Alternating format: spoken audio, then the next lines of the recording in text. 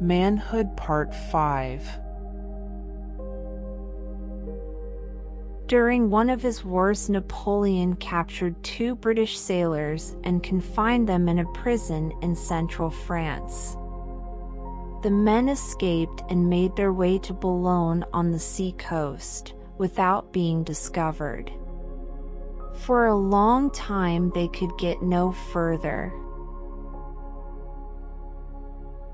The love of home and liberty at length grew too strong to be resisted, and they resolved to take chances on their departure. With no other tools than their knives, the Englishmen made a boat of small pieces of wood. It was a leaky affair when completed, and in order to make it float they had to cover it with some old scraps of sail.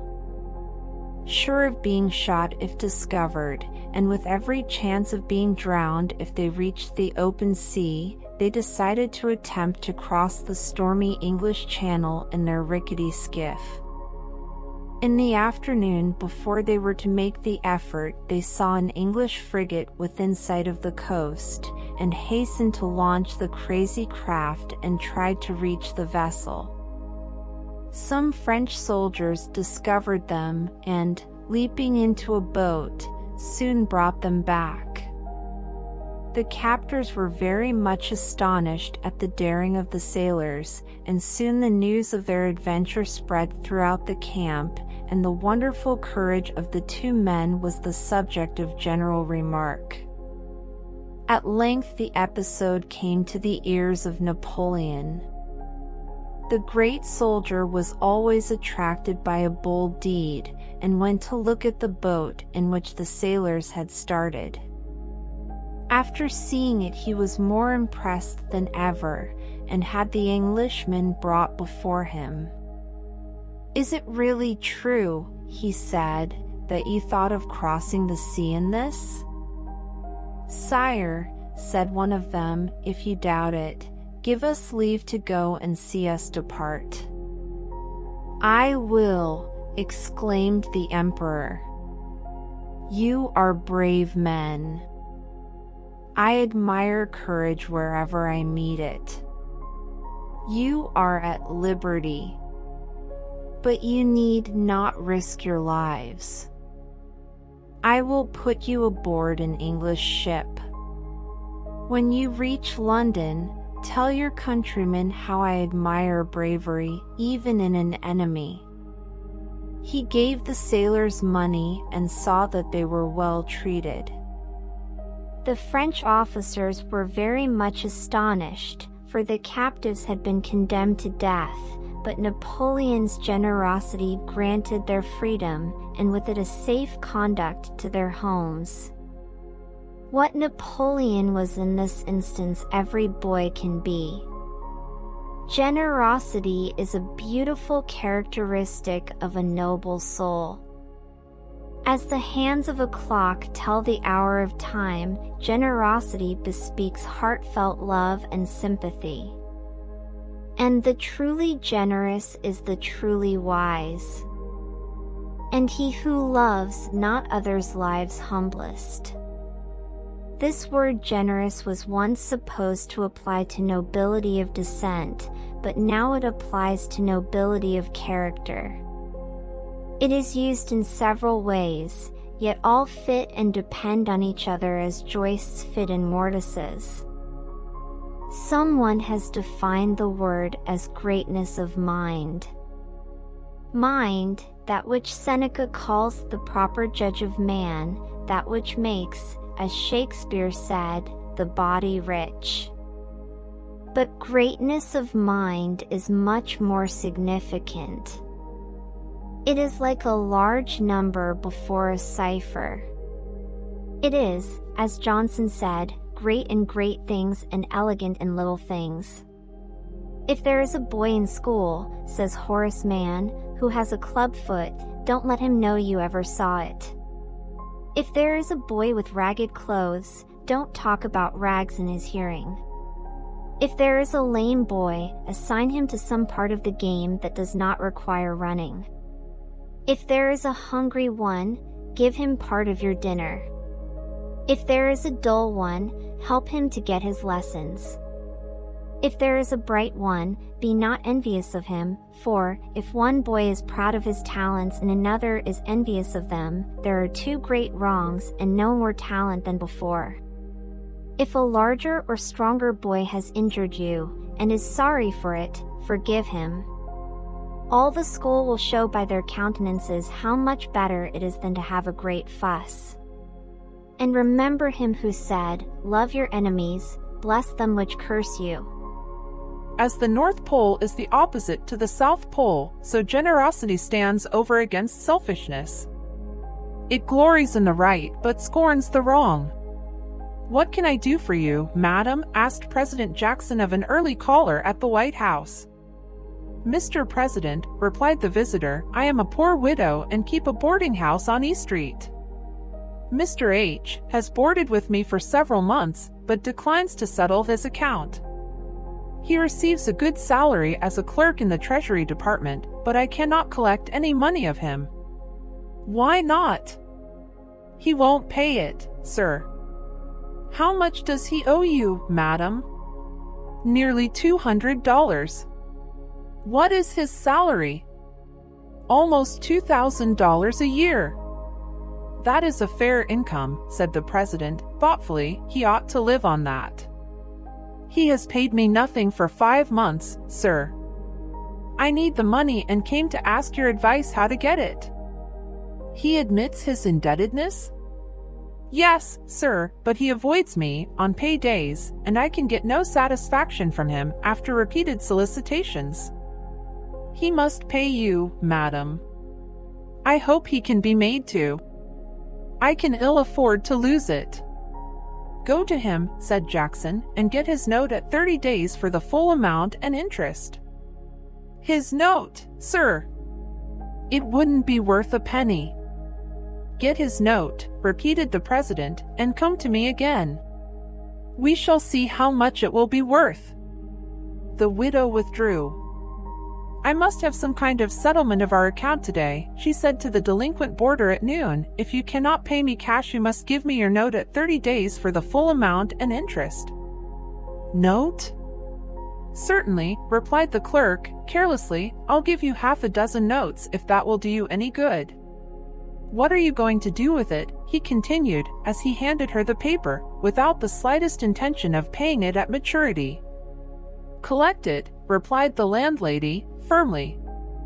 Hope you'll have a good time and be successful at it, said H., smiling sarcastically. I certainly shall, said the widow. This note squares our account in full. You will please find other accommodations, Mr. H., from today. Mr. H. left as requested, and next morning the widow called on the president a second time. Good morning, madam, said he. Did you get the note? Oh, yes, sir. He was very ready. But he laughed at me for being so easily satisfied with his mere promise to pay. Well, madam, said the president, as he took the note and wrote boldly across the back, Andrew Jackson, put this in the Washington Bank for collection. You've got a good endorser, at all events. The note will be paid at maturity. Good morning, madam. In due time the landlady notified H. that his note for $200 was due at the bank on a certain day, but he only smiled. But that note will surely be paid, said the widow, confidently, for I've got a good man's name on the back of it.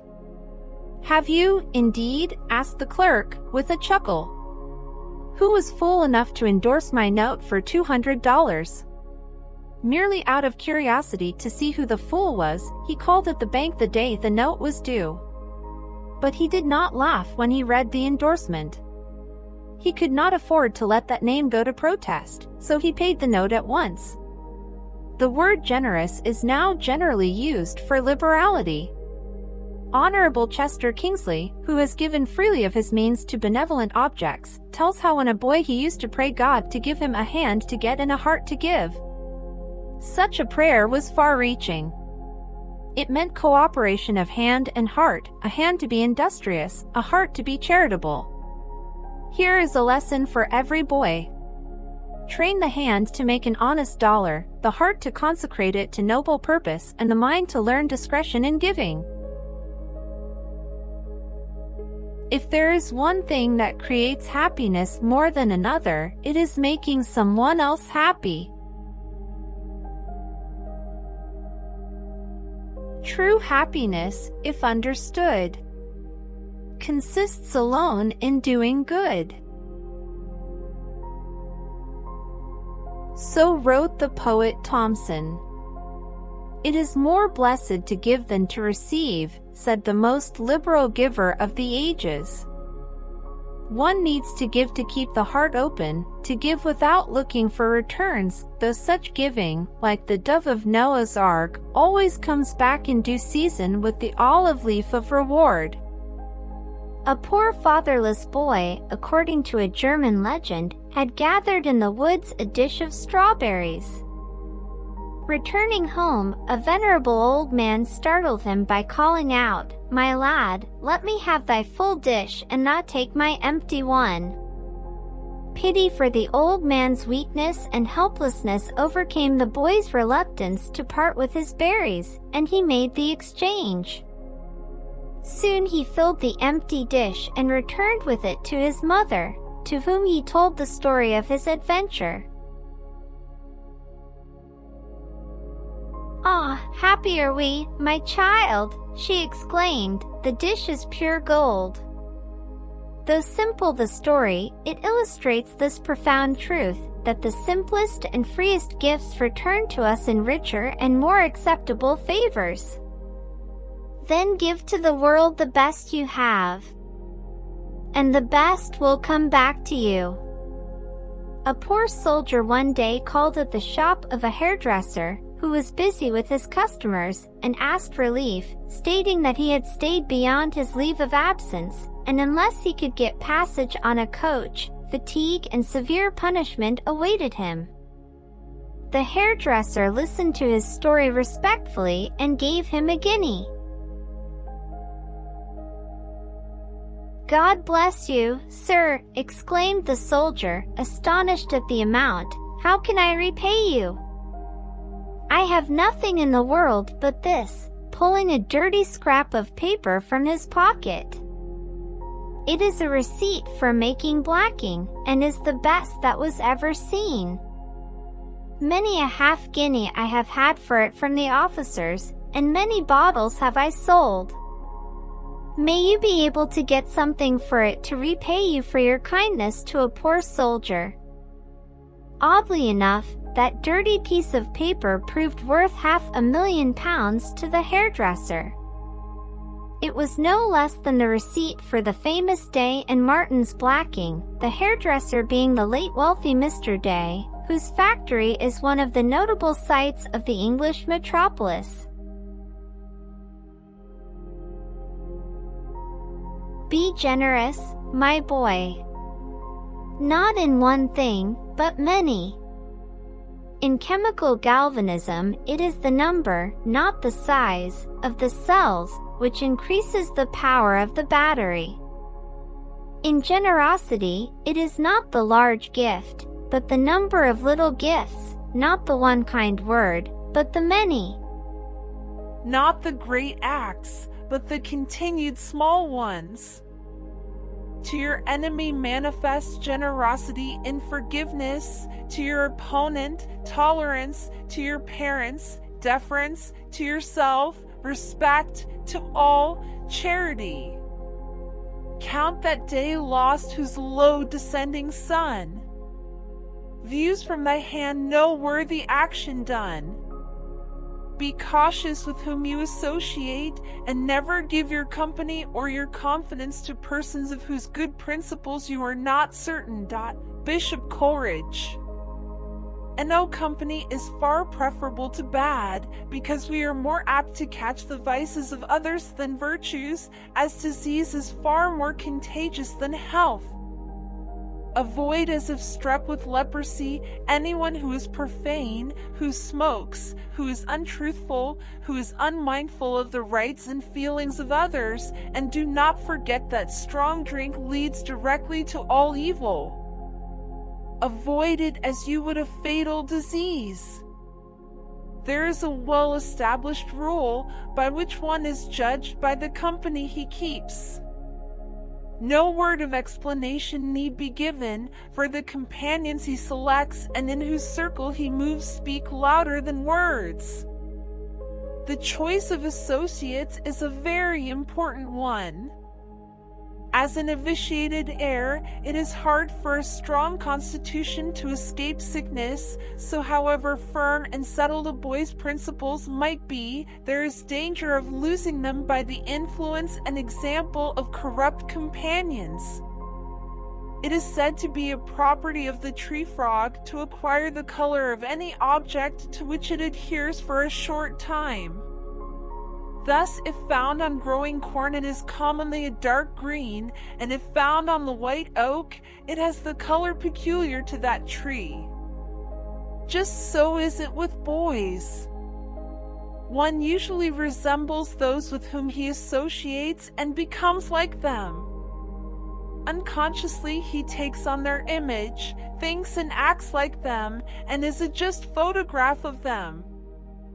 If the companions are of high moral standard, they will prove a blessing, but if slovenly and unclean in appearance, unbecoming in language, impolite in action, they will be a curse. The boy who associates with these invites an unsavory reputation, and sooner or later, no matter what excellent qualities he may have, will be contaminated as is silver when kept in contact with copper. In no little degree is one influenced by the speech, manners, and habits of companions. Is example nothing? Asks Edmund Burke. It is everything. Example is the school of mankind, and it will learn at no other, he answers. It is because of this that many lawbreakers come from the best families through evil associations.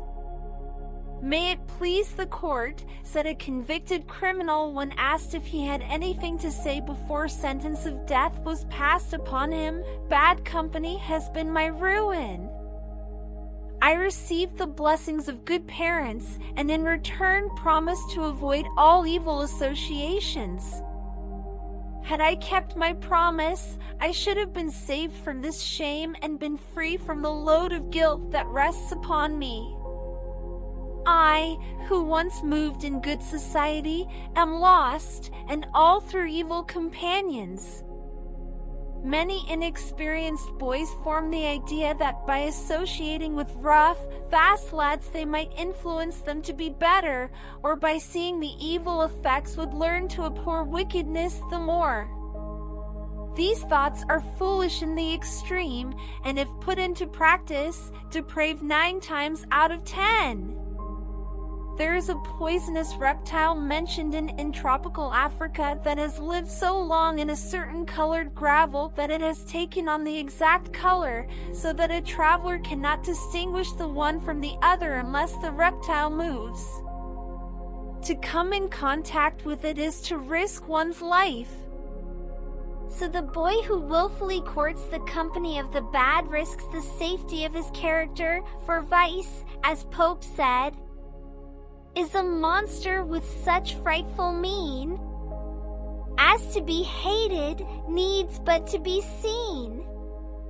Yet, seen too oft, familiar with its face. We first endure, then pity, then embrace.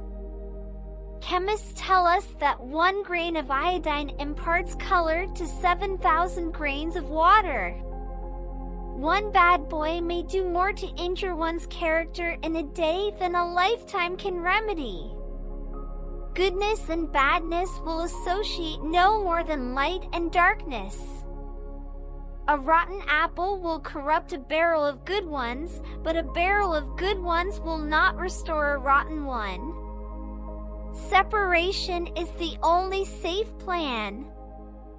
A great magician once took a company of Bavarian youths to a lonely place and entertained them at their request with his incantations. He drew a circle around them with his sword and warned them not to leave or break over on any account. By his first incantation, he surrounded them with armed men who dared them to conflict, but none of them would be lured or drawn beyond the line he had made with his sword. By the second enchantment, he surrounded them with a company of beautiful damsels who tried every power of attraction they could command. One of the dancing damsels, whose beauty exceeded that of the others, advanced to one of the young men and with her enchantments had such an effect upon him that he entirely forgot the restriction and stretched forth his finger beyond the circle to receive the ring which she offered to place upon it.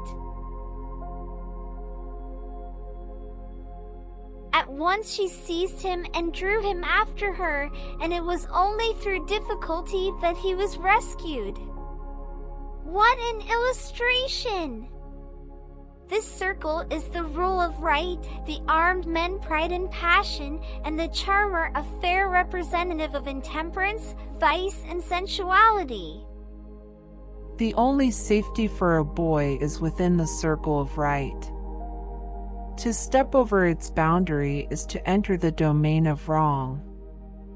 It is being enticed onto enchanted ground where evil lurks in every flower, poison hides in every drink, and death watches beside every path. O my son, if sinners entice thee, consent thou not. Walk not in the way with them. Refrain thy foot from their path.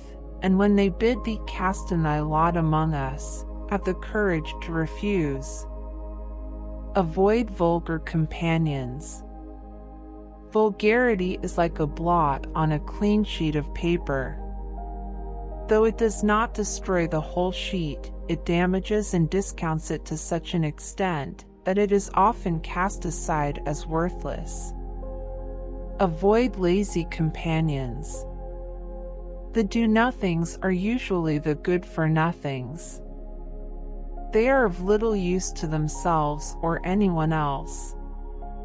Industrious people shun them, and the ambitious have no respect for them.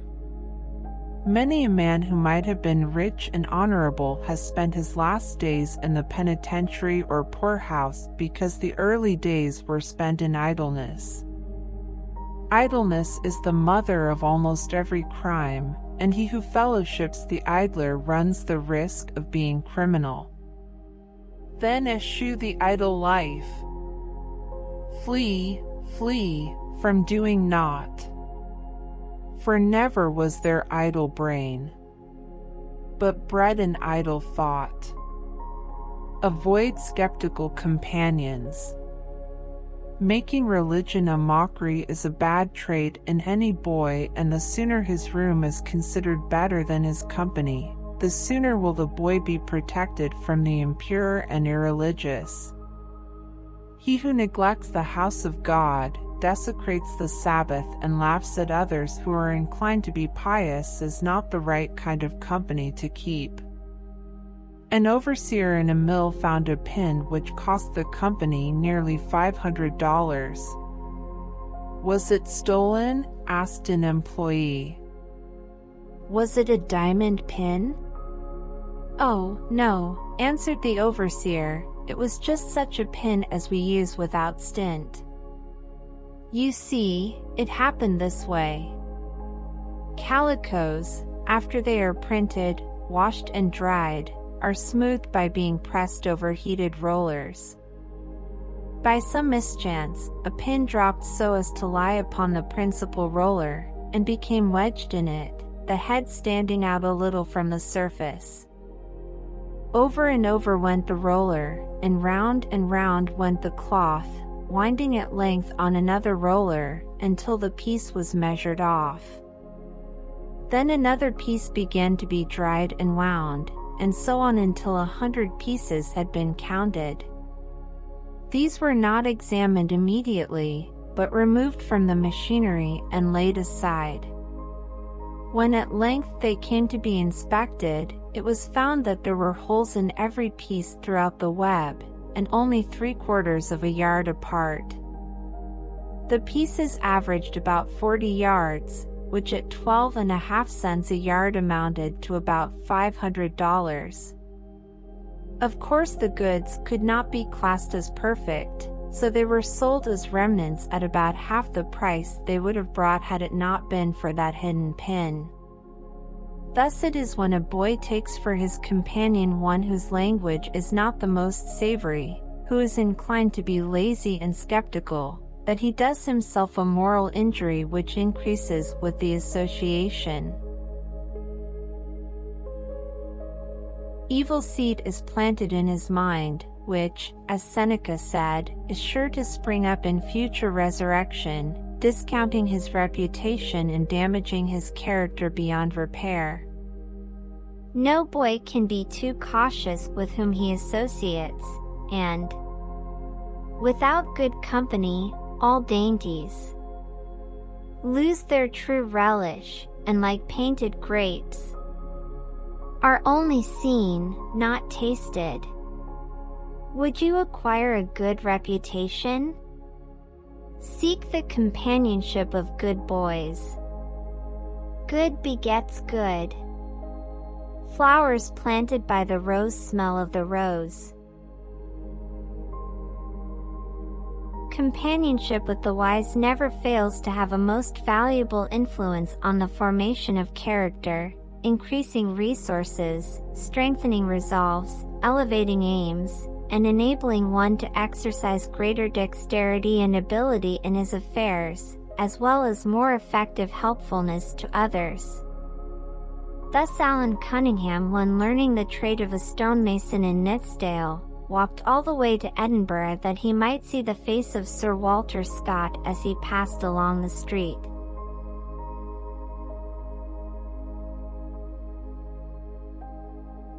Sir Joshua Reynolds, when a lad of only 10, thrust his hand through a crowd of people that he might touch the Pope, the greatest living person to his mind. Fox acknowledged very frequently his indebtedness to the example and conversation of Edmund Burke. Tyndall speaks of Faraday as a great energy to his life, and later wrote, "His works excite admiration, but contact with him warms and elevates the heart." Carlyle said, "Hero worship exists, has existed, and will forever exist, universally among mankind."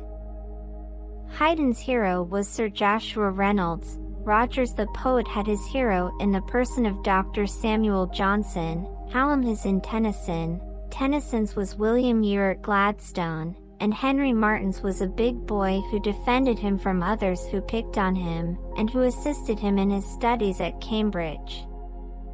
Unknown to the world, the great missionary acknowledged that this boy kept and defended him from evil associates, and inspired his soul with the love of truth and the work for which he was called upon to sacrifice his life.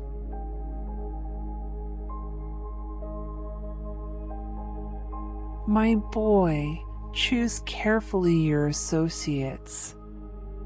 Seek at the first, as Marshall Field wrote, to cultivate the acquaintance of those only whose contact and influence will kindle high purposes, as I regard the building up of a sterling character as one of the fundamental principles of true success.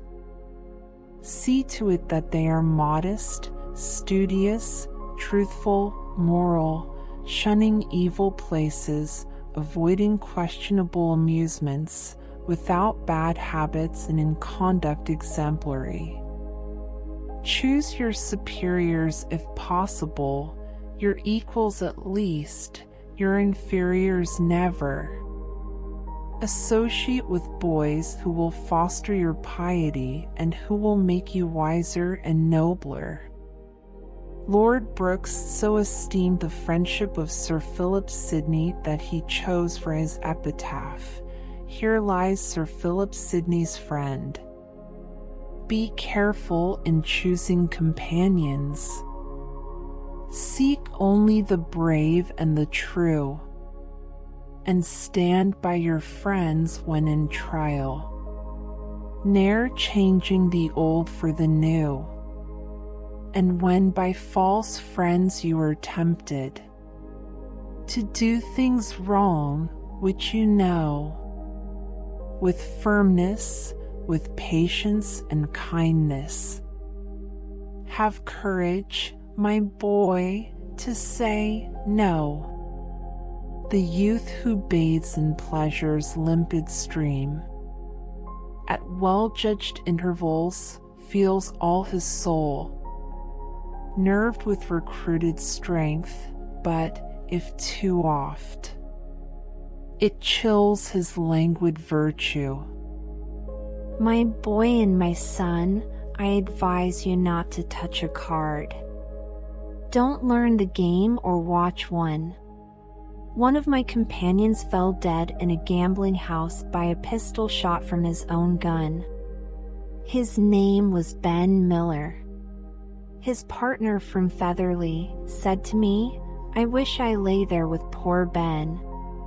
When I learned to play cards at Mother's dining room table, she never thought it would come to this. Gambling is so fixed in my mind that I cannot stop. Drunkenness is insanity of the stomach, gambling is insanity of the morals. It is related that during the reign of the bluff King Hal, there lived a knight named Sir John Gifford of Chillington, who possessed a beautiful leopard. One day the animal escaped from its cage, and Sir John and his son at once gave chase, for they knew that the leopard would spare no human being it might meet. At the top of a hill, a mile from his house, the worthy knight saw the animal about to attack a woman and child.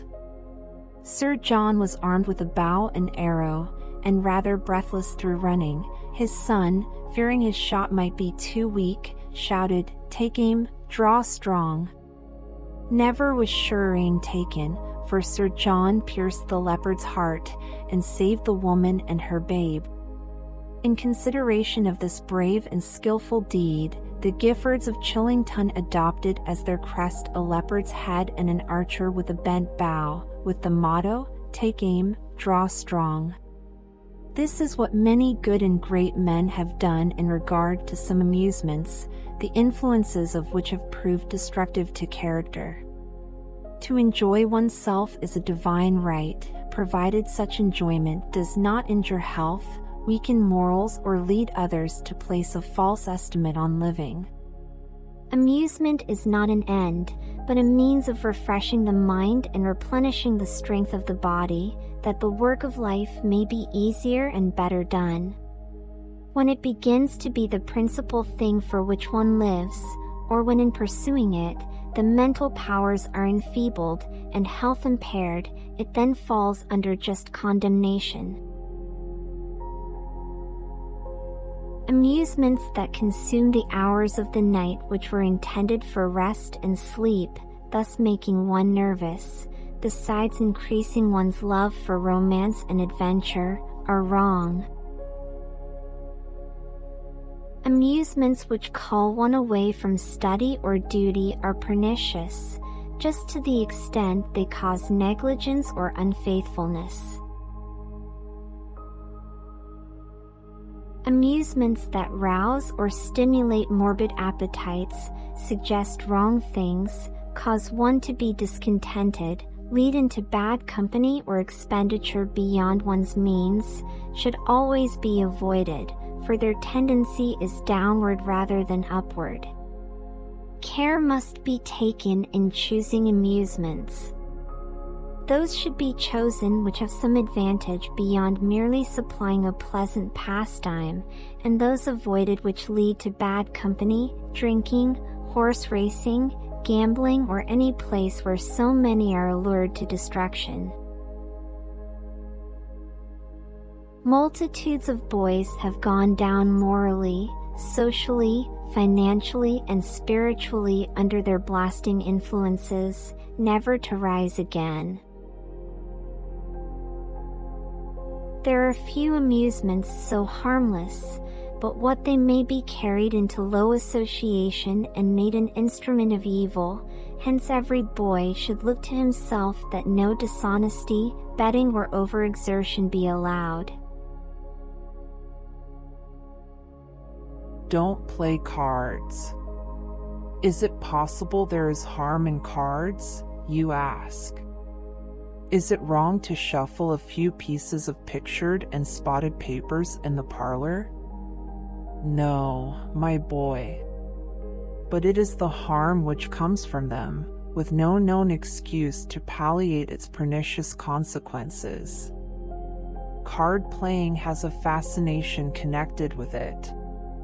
It seems as innocent a game as swinging the mallet on a croquet lawn, but it is as dangerous as a revolver in the hands of a child.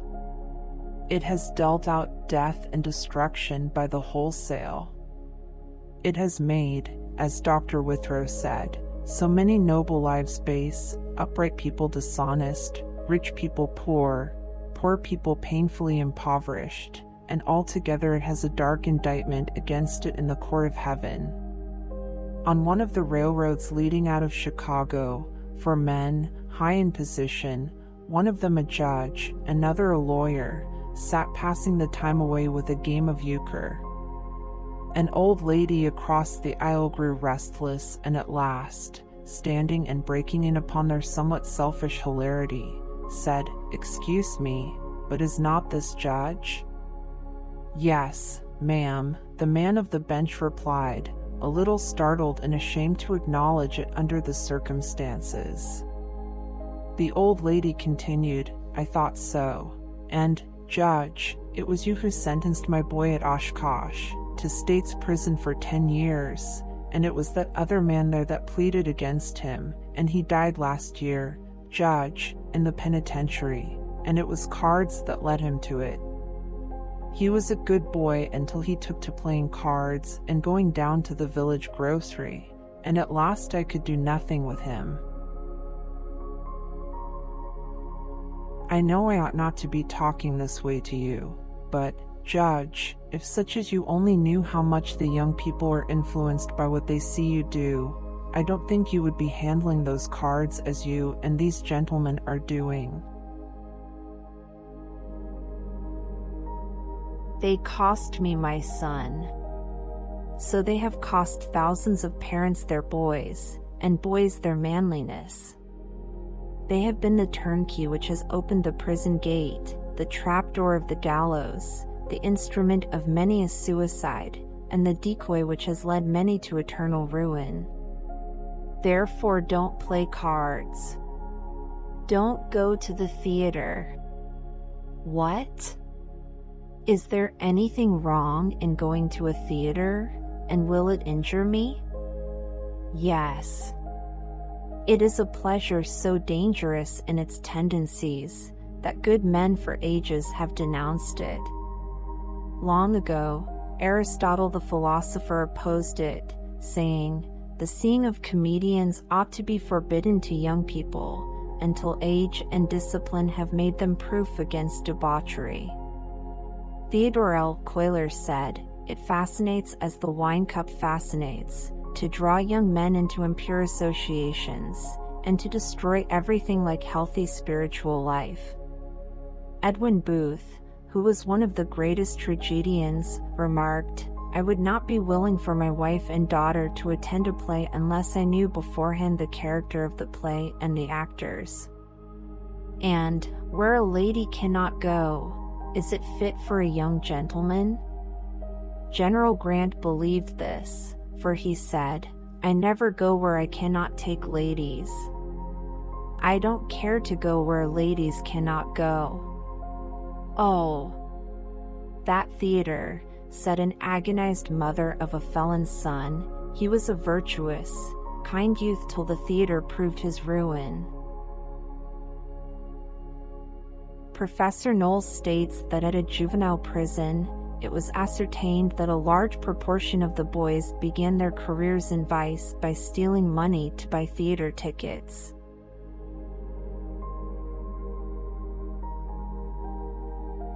a keeper of another juvenile prison in Boston, gave testimony that of 20 young men confined for crime, 17 confessed that they were first tempted to steal by a desire to purchase tickets to visit the theater. Of 15 young men from the country, employed in a publishing house in New York, 13 within a few years were led to destruction by the playhouses. "Oh, my boy, do as Bishop Vincent said when asked by a friend if he should go to such a place of amusement, better not. Better not, because of its fascination which hinders rather than helps, better not, because vice is often made to look like virtue, better not, because of its many degraded actors and patrons, whose company one cannot afford to keep, better not, because of the hours it consumes which could be more profitably utilized, better not, because of vulgar expressions frequently used, better not, better not. Don't go to the dance. Why, the Bible itself defends this amusement, is frequently said. Did not the Hebrews dance when they emerged from the Red Sea? Did not David dance before the ark? Was not Socrates taught it by Aspasia, and was it not held in veneration by Plato and other philosophers? Yes, but dancing, my boy, was much different in Bible times than it is today. It was because of deliverances from or victory over an enemy. No case but one is found in the Bible where promiscuous dancing was indulged in, and that is called the wicked dance. Ever since the daughter of Herodias danced off the head of John the Baptist, it has degenerated, and as Cicero addressed a grave reproach to Consul Gabinus for having danced, so would the writer sound the danger trumpet with the words, "Beware! Beware!" When Moscow was burning, the historian tells us, a party was dancing in the palace right over a gunpowder magazine of which they were ignorant. The flames came on, and Carnot said, "Let us have one dance more," and they shouted all through the palace, "One dance more." The music played, the feet bounded, the laughter rang. But suddenly, through the smoke and fire and thunder of the explosion, death and eternity broke in.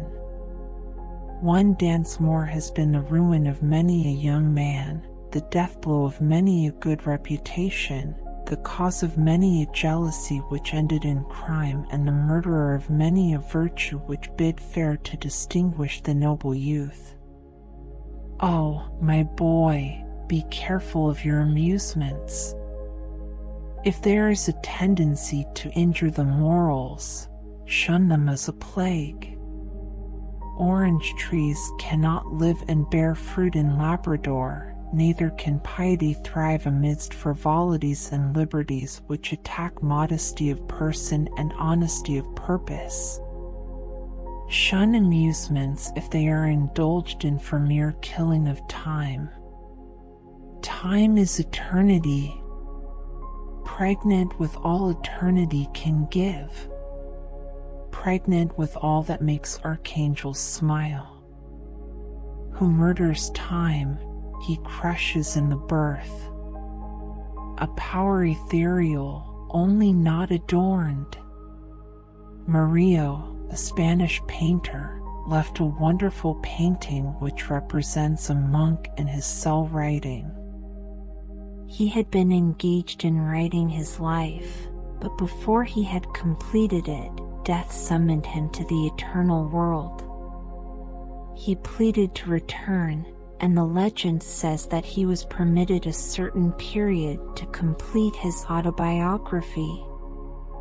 The famous Spanish artist seized the moment when the monk, seated at the table, resumes his toil. the intensity of feeling thrown into the wan, ghastly face, and into the lips which had talked with death, and into the eyes that had looked in on eternity, and the tremendous energy with which he writes, all portray to us the knowledge and the value of time, time limited by the all-powerful command. And, as Schiller truthfully puts it, the moments we forego, eternity itself cannot retrieve. Shun amusements if they have a tendency to injure health. Health is the greatest fortune one can possess. Without it, all joy, all comfort, all pomp is but mockery. Riches are useless, honor and attendance are cumbersome, and crowns themselves are a burden, for life is not to live, but to be well. To take care of one's health is one of the first requirements of nature. This cannot be accomplished by staying up late at night, by intemperate eating and drinking, by being out in all kinds of weather, by willful neglect of proper clothing, which various amusements incur. Enjoy yourself, my boy. To dry up the fountains of mirth that are within, to crush out the spontaneous impulses of merriment which are a part of our complete life, is a crime against nature. Life will have sorrows enough without making ourselves chronically cheerless. The right of enjoyment is a divine right, and should be lawfully used and enjoyed. Not only that, but it is invigorating. All work and no play makes Jack a dull boy. Running is good exercise. The bat and ball strengthen the arm and gauge the eye. The oar and boat broaden the chest and make the liberated lungs beat with life. And not a few others, if not too greatly indulged, prove helpful rather than detrimental. Counsel yourself when invited to join in some pleasure. What will this amusement do for my physical development? Is there any gymnastic exercise connected with it? What will it do for my intellectual enlightenment? What will it do for the improvement of my morals? Will it make me purer, nobler, better? Will it increase piety, make me more useful to society, increase my happiness and benefit my associates? If it will, then indulge in it, if not, discard it. A story is told of two men who were mowing in company. The one in advance thought he saw a hornet's nest just ahead, and he cautiously paused. The other pooh-poohed his fears and mowed right on, exclaiming, "The wicked flee when no man pursueth, but the righteous are bold as a lion." But pretty soon he struck the nest and was fighting the hornets that assailed him, whereupon the first, who also had a knack of quoting proverbs, exclaimed, "The prudent man foreseeth the evil and hideth himself, but the simple pass on and are punished." The prudent man had the best of it, as he always does. Other gifts and attainments, however ample and varied, are negatived and neutralized without it. Therefore in all pleasures be discreet. It is sad to think how few our pleasures really are, and for the which we risk eternal good. And, as Pope wrote, pleasures, wrong or rightly understood, our greatest evil or our greatest good. In the heart of every boy is a chamber of imagery. Practically speaking, this is memory's storehouse, the commissary department of thought. the hall of entertainment. Bad books, foul pictures, and criminal stories are used by the spirit of evil to decorate the walls of this chamber of imagery. When once there comes through the doors of this chamber, eye and ear, either one of these influences for evil, the looms of imagination and fancy, the reimaging and reproductive faculties of the mind, are started in motion, and then the chamber of imagery becomes the hall of entertainment. Charmed by pictures created by imagination and fancy, a boy soon becomes a daydreamer and castle builder. Led on by these debasing allurements, he soon develops into a full-fledged criminal. Thoughts are the aliment upon which the mind feeds. If pure and holy, they are like fertilizing currents flowing through the soul, enriching, ennobling, and beautifying character and life. If impure, sensational, and sensual, they are equally degrading, demoralizing, and deadly in their influence. It is as important that imagination and fancy have pure material to work with, as that a stream shall originate in a fountain free from deadly poison. Blessed are the pure in heart, for they shall see God. The heart cannot be pure if the thoughts are defiled.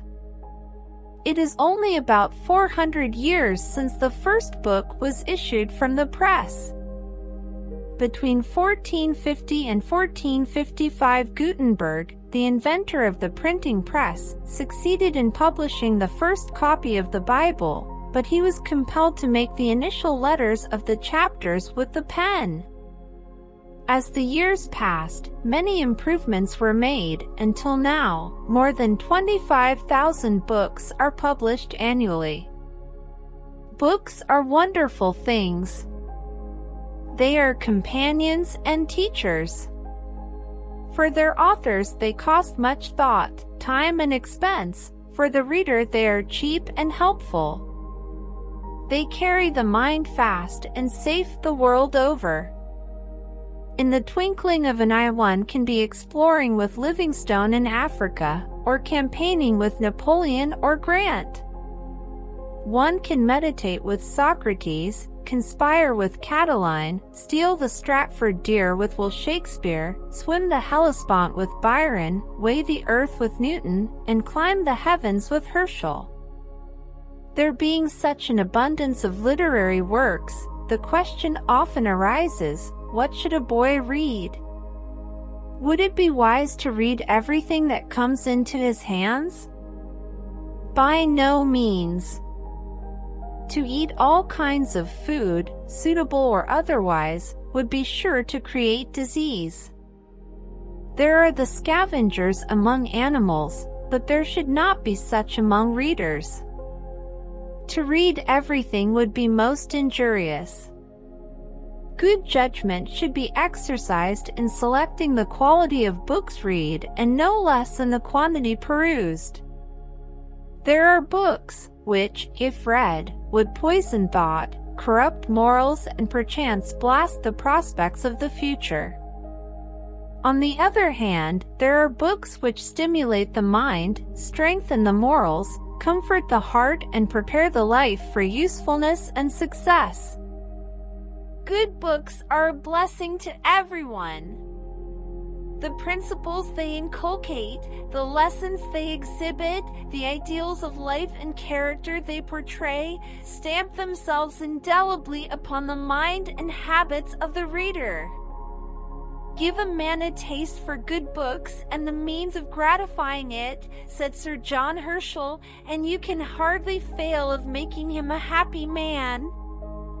You place him in contact with the best society in every period of history, with the wisest, the wittiest, the tenderest, the bravest, and the purest characters who have adorned humanity.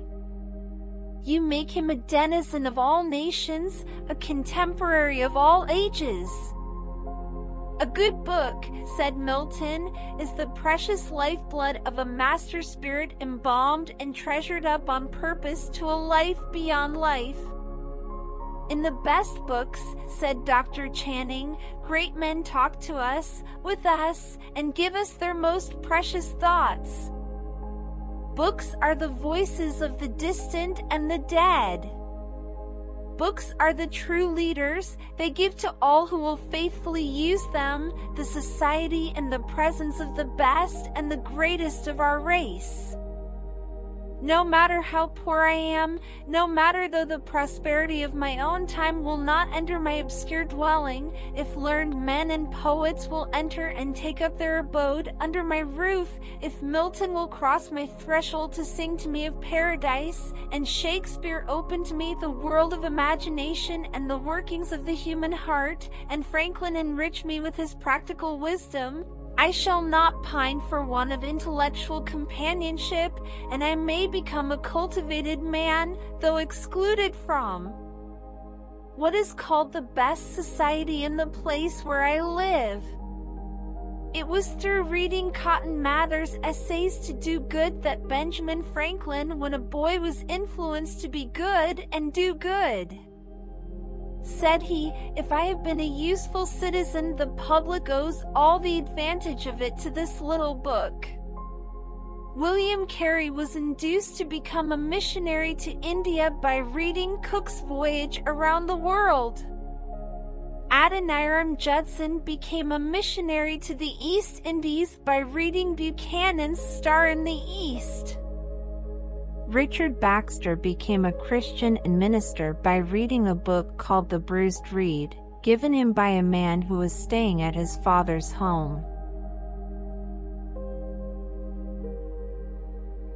Baxter wrote A Call to the Unconverted, which influenced the life of Philip Doddridge.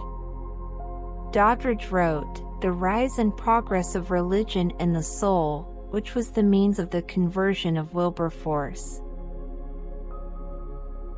Wilberforce in return secured the abolition of slavery in the West Indies, and wrote A Practical View of Christianity, which did much to commend spiritual religion to the higher classes of his countrymen, and which led not only Dr. Chalmers into the truth, but Lee Richmond to Christ.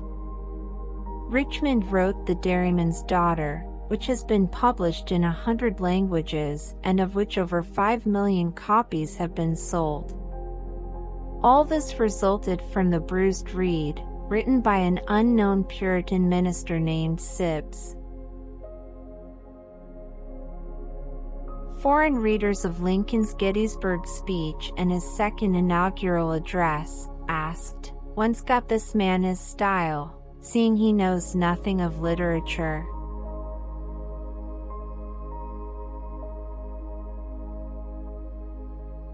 In his boyhood, Lincoln had access to 4 books: the Bible, Pilgrim's Progress, Burns' poems, and Weems' Life of Washington.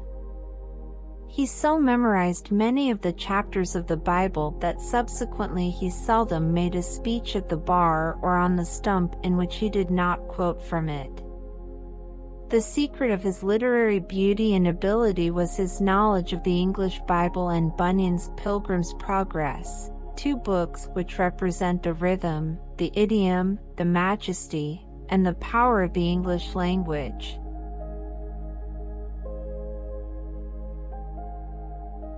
All Sorts and Conditions of Men, written by Sir Walter Besant, was the means of the erection of a People's Palace in East London. The subtitle of the book was An Impossible Story. It presents the hard life of the people of the crowded East End of London and tells, in the form of a novel, of the ideals and ambitions of a young mechanic who has had a better education than his fellows and used it for their advantage. Through his efforts, as related in the book, a great central building, a people's palace, is erected in the East End, where the social life of the people can express itself, where they can study and read, see fine paintings, hear good music, have their games and athletic sports, and, in general, meet life on a higher plane than is possible in their own unattractive homes. Today that palace stands as an evidence of the dreamer's dream in which and through which the public gain knowledge and recreation.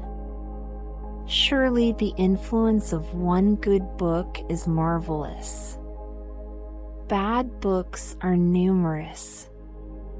They force themselves upon us everywhere, tempting by their cheapness, alluring by their colored illustrations, and injuring by their teaching. Possibly, few agencies are working more mental and moral havoc among boys than corrupt books. Once allow the mind to be absorbed by their evil influence, and the feelings and passions are driven to and fro by the whirlwind of a purposeless life. On one occasion a gentleman in India went into his library and took down a book. As he did so, he felt a slight pain in one of his fingers. He thought a pin had been stuck by some careless person in the cover of his book. But soon the finger began to swell, then his arm and then his whole body, and in a few days he died. On investigation it was found that a small serpent had hidden itself among the books. If there is one thing more than another that will poison the mind with the venom of evil, it is impure literature, against which every boy should set his heart like flint, whether it comes in the form of a daily newspaper, a pictorial periodical, or a book. It is as deadly as a serpent. Fichte, the noted German philosopher, was once reading a blood and thunder story when, in the midst of it, he said, "Now this will never do. I get too excited over it. I can't study so well after, so here goes," and he flung the book into the river. That was a wise act. Talmage states that the assassin of Sir William Russell declared he got the inspiration of his crime by reading what was then a new and popular novel, Jack Sheppard. Alexis Peyron, the French poet and satirist, sought for many years to obtain a seat among the 40 immortals in the French Academy. He was recognized among the poets of his day, and was confident of his ultimate admission, when a vile ode, written when he was a boy, was brought to light, and he knew that the door of the Academy was forever closed in his face. 25 years ago, said Reverend John James, a lad loaned me an infamous book. He would loan it only for 15 minutes, and then I had to give it back, but that book has haunted me like a specter ever since. I have an agony of soul, on my knees before God, prayed that he would obliterate the memory of it, but I shall carry the damage of it until the day of my death.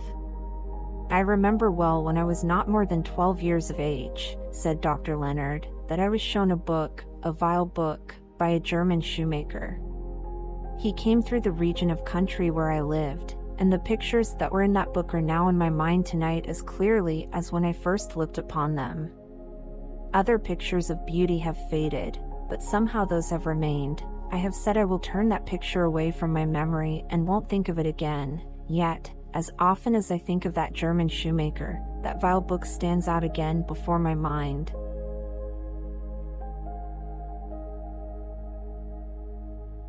Not long ago, a young man in Indiana committed suicide. He ascribed his downfall to the influence of the vilest kind of novels. "If good books had been furnished me," he said, "and no bad ones, I should have read the good books with as great zest as I did the bad ones.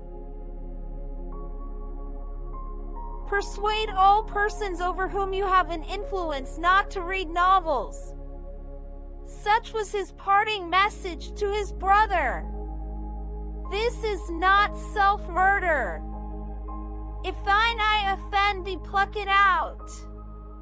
If thy life offend thee, give it back to him who gave it to thee. I ask that this cross be put on my breast in my grave. Bury me in this holy robe. Such was the letter of Master Gross, the 19-year-old son of an English clergyman who committed suicide after reading Marie Corelli's Mighty Atom. This was the second death by self-destruction caused by reading the book. In like manner, not a few have destroyed themselves through the false teaching of infidel books. Oh, the wretchedness, the misery, the sorrows that the reading of bad books brings. Spurn them, for they are deadly things. What shall I read? May be a question asked in this connection. Emerson said, never read a book that is not a year old. Never read any but famed books. Read only what you like, or, in Shakespeare's famous phrase, no profit goes where's no pleasure ta'en. In brief, sir, study what you most affect. The value of a book consists not in what it will do for one's amusement, but for one's edification. Boys are generally more easily persuaded to read fictitious books because there is something captivating about them. Some had better not be read, while others which are amusing may be helpful. Abbott's Histories, Scribner's Library of Wonder, and Library of Travel, Aesop's Fables, Robinson Crusoe, Peasant and Prince, The Tale of Two Brothers, Paul and Virginia, The Vicar of Wakefield, Scott's Tales of a Grandfather, The Indian Tales of Fenimore Cooper, the fascinating character stories of Dickens, and many others, are all suitable to read. They will stimulate the fancy, enlarge the sympathies, and improve the taste. There are biographies of great and noble men. They will arouse the spirit, instruct the mind, and influence the life. The good life, says George Herbert, is never out of season. Every boy should read such lives as Washington, Lincoln, Grant, and the lives of great statesmen, lawyers, poets, and ministers. Nothing will give a clearer insight of the past with its events and characters, manners and law, trades and industries, modes of government and conditions of people than history. A few good histories like Thalheimer's Manual of Ancient History, Macaulay's History of the World, Gibbon's magnificent drama of the decline and fall of the Roman Empire, and Ridpath's History of the United States, bring all the world with its pleasures and sufferings and everything inspired with living reality before us. Then there is poetry. The world's highest wisdom, its profoundest truths, and its best philosophy appear in poetic language. Leigh Hunt said, "It is the breath of beauty, flowing around the spiritual world, as the winds that wake up the flowers do about the material." Plato asserts that poetry comes nearer the vital truth than history. Scarcely do we find a volume of impure stanzas. Only that is poetry which cleanses and mans me, wrote Emerson. Milton is said to have regarded himself as inspired in the conception and production of Paradise Lost and Paradise Regained. The poet Cooper was a man with consecrated heart. His epitaph reads, "His virtues formed the magic of his song." Wordsworth's poems are medicine. Brian interprets nature in her loftiest thoughts and feelings. Longfellow speaks for the holiest affections. Whittier sounds the bugle charges against every wrong, waking the memory of happy olden days with their attendant, familiar faces. Holmes bubbles over with humor and laughter. All these and many more become our best friends and teachers. There's also the philosophical, which every boy should grapple, Locke's human understanding, Porter's intellectual science, and Haven's ancient and modern philosophy. Grapple with scientific books, such as Hugh Miller's Geology, Johnson's Chemistry of Common Life. In fact, in the language of Tulloch, whether you read history or poetry, science or theology, or even fiction of a worthy kind, it will prove a mental discipline and bring increase of wisdom. Read not, says Bacon, to contradict and confront, nor to believe and take for granted, nor to find talk and discourse, but to weigh and consider. Carlyle expressed the same thought when he said, "Pursue your studies in the way your conscience calls honest." More and more endeavor to do that. Read with care, not with a half-mechanical glancing over the pages as we would look over a map or listen to the instructor while the mind is playing hide-and-seek with floating daydreams.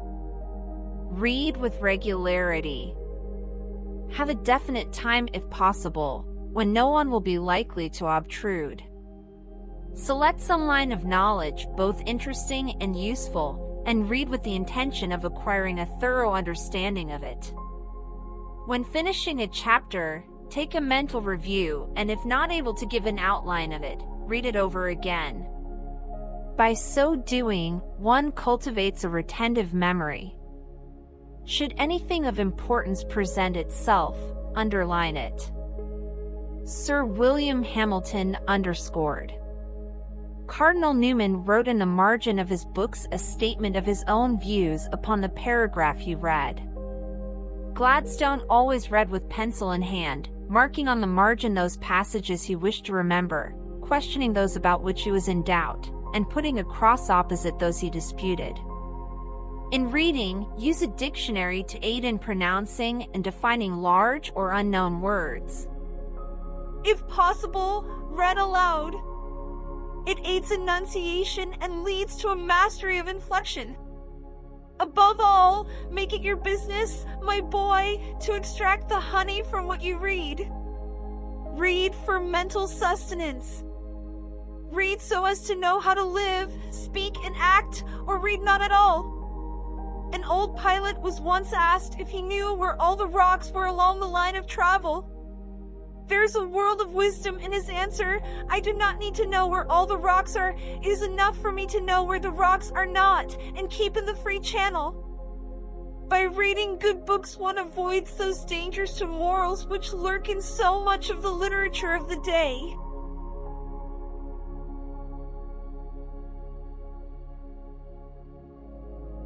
By it, he becomes wiser, happier, nobler, esteeming the words and thoughts of those whose presence may never more be appreciated by mortal man.